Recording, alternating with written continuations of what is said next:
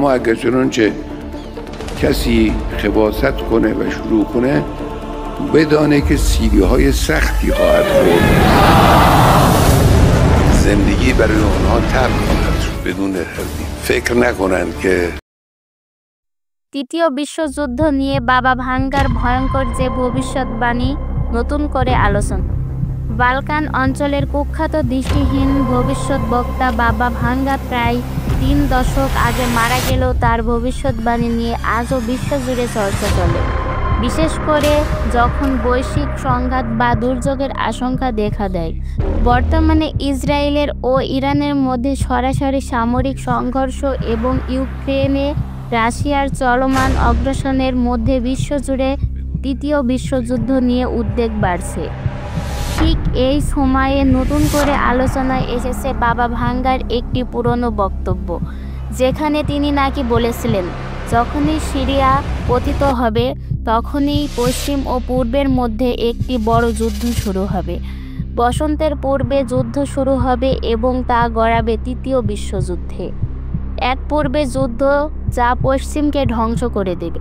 তার এই কথাগুলোকে বর্তমান পরিস্থিতির সঙ্গে মেলাতে চেষ্টা করছেন অনেকেই।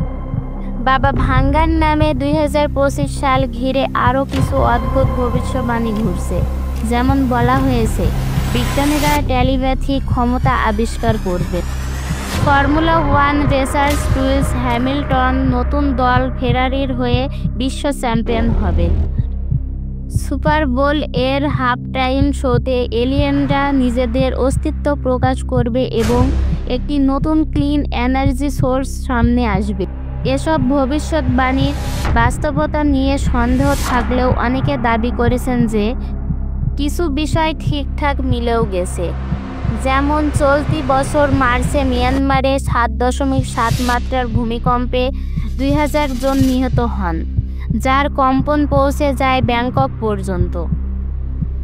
আবার যুক্তরাষ্ট্রের নেভাদা অঙ্গরাজ্যে 4টি আলাদা ভূমিকম্প রেকর্ড করা হয়েছে, যার মধ্যে একটি ছিল 7.0 মাত্রার।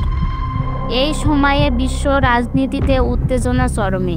ডোনাল্ড ট্রাম্প হুঁশিয়ারি দিয়েছিলেন যে ইরান যদি যুক্তরাষ্ট্রকে আক্রমণ করে তবে পাল্টা জবাব হবে, যা আগে কখনো দেখা যায়নি এমন মাত্রায়।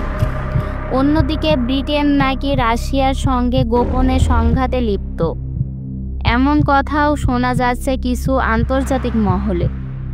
যদিও বাবা ভাঙ্গার অনেক কথাই নানা সময়ে ভুল প্রমাণিত হয়েছে, কিছু ঘটনার সঙ্গে মিল খুঁজে পেয়ে সেটাকে সত্যি ধরে নেয়ার প্রবণতা মানুষের মধ্যে থেকেই যায়।